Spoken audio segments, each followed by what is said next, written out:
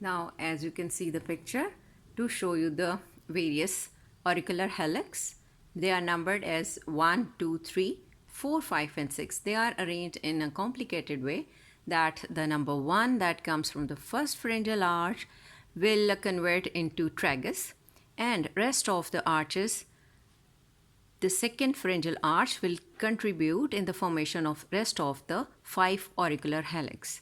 So we'll be producing the helix, the antihelix, the concha, the kimba conchi and the antitragus, right? Okay, now see, this is again a repeat. Okay, this picture is showing you the outer aspect of the embryological pharyngeal arch. This is a pharyngeal cleft.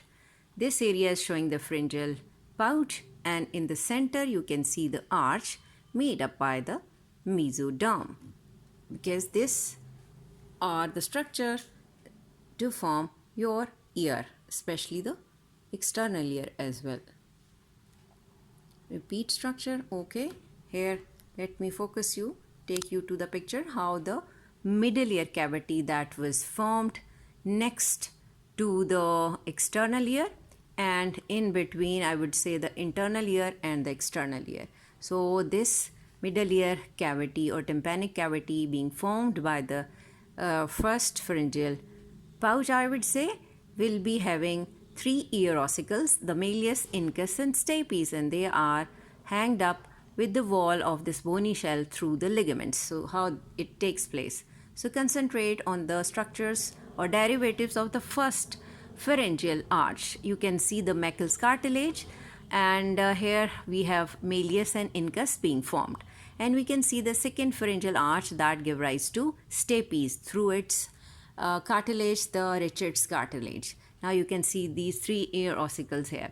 So what happens, this area being filled up with the mesenchyme, when all this is dislodged, what happens, this empty space is taken over by the endodermal epithelium, and this will take these ossicles just like that of a mesentery and taking them to be attached to the bony wall, and finally this mesentery like covering will be replaced with the ligaments of these respected ear ossicles. Okay, next what is there?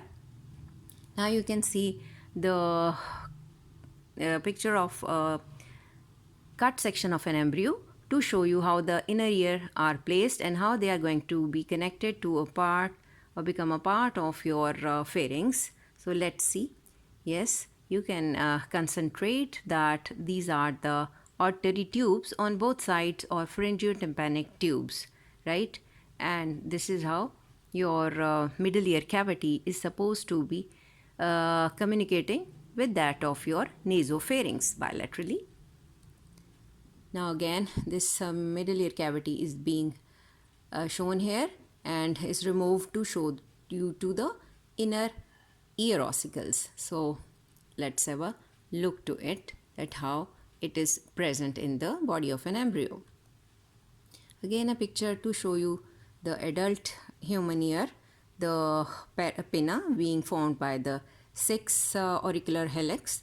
Then you see the external auditory meatus being formed by the first pharyngeal cleft being shown here, and then you come across with that of the tympanic membrane, I would say, or eardrum, having the outer covering or outer layer and the innermost and the middle fibrous layer. The outer one definitely will be formed by the ectoderm of the first pharyngeal cleft, and the inner covering is formed by the this endoderm first pharyngeal pouch, right? And middle one I discussed is formed by the first pharyngeal arch mesenchyme. So you can see the development in this picture. Okay, again a picture to summarize it again. We have seen a picture of an embryo, and this is the region of the rhombencephalon being cut, and what do you see on its both aspect? The surface ectoderm, which becomes thickened to form the otic placard, right? And now they are going to develop into a pit. Finally they will be forming the otic vesicles on both sides. Now see you let me show this logical picture that how this cavity of the hindbrain, and on its adjacent aspect you see both aortic vesicle. They are connected to ectodermal covering through ectodermal stalk. Next they will be completely separated from it to form the independent aortic vesicle, right? Okay. Again, let me show you the single aortic vesicle is divided into the ventral saccular component and the dorsal utricle. Now this saccule is giving rise to an outpocketing tubular projection that will take a turn, 2.5 turn, to form the membranous cochlea, and this is the ductus reunions to be connected it with that of saccule. And here you see the formation of the semicircular canal through this utricle, that how its outpocketing are going to give rise the 3 semicircular ducts. The process we have discussed earlier as well.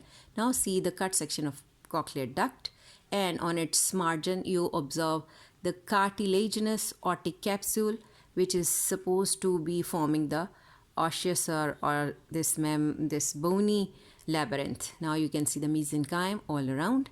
Now you can see the formation of the scala media or cochlear duct, and on its both sides the scala vestibuli and scala tympani. Right here you can see the organ of Corti as well, or spiral organ. Now you see the well-developed utricle portion, the saccular portion, and you can see that endolymphatic duct is produced or derived from the utricle portion. Now you can very well see that how this tubular growth is going to be taking various turns to form the cochlear duct.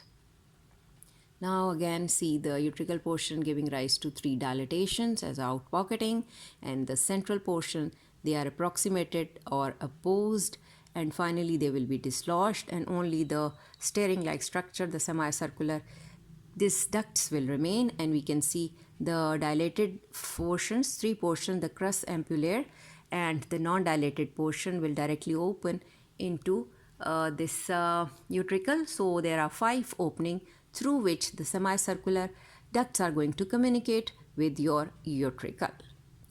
Now again we can see the first pharyngeal pouch is forming the external acoustic meatus and the developing meatal plug that will finally dislodge and will form the outer layer of the tympanic eardrum, I would say. And on the inner aspect, this is endoderm to form the inner lining of this eardrum, right? Now again to show you the picture of an embryo, and these are the 6 auricular helix which are being derived from the first and the second pharyngeal arches to form your pinna.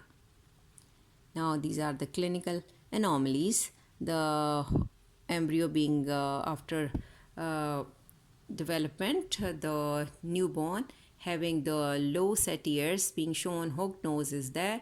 So there could be other body anomalies associated with it, some renal problems, some pulmonary problems. And here you can see the preauricular tag. That skin tag is developed due to the accessory auricular helix if it is there. Again a baby with the rudimentary auricle, we call it microtia, right? And here you can see that ear is there, the external one, but no external acoustic meatus inside, right? So surgical intervention is required to clear the pathology. Now you can see the auricular fistula here related to the first pharyngeal arch, and this is the computed tomogram to show how the atresia of the external acoustic meatus is there, showing atretic plate with the black arrow. You can observe that. This is just to repeat, to make you remember all the structures we have discussed, that your external ear having the pinna, the external auditory canal, and if I add that how they are formed, the pinna is formed by the 6 auricular helix and external auditory canal through first pharyngeal cleft. Then comes the middle ear And if we add the tympanic membrane, it has got 3 layers we discussed repeatedly already, and the auditory tube or eustachian tube or pharyngeotympanic tube through the first pharyngeal pouch, and how the inner ear developed. We can see that membranous portion is developed from the otic vesicle, and the bony shell is formed by the outer cartilaginous otic capsule. Okay, now these are just a repeat. So this is a picture of an embryo at the age of 4th week. As we know the name of Allah, the Sami'o Basir. So the hearing comes first before the apparatus of eye. So we can see the otic vesicle just start developing at the 22nd day earlier, and you can see this picture very well. And of course later on the very same day, but after the development of otic vesicle, we observe the optic vesicle in this very picture. So thank you very much.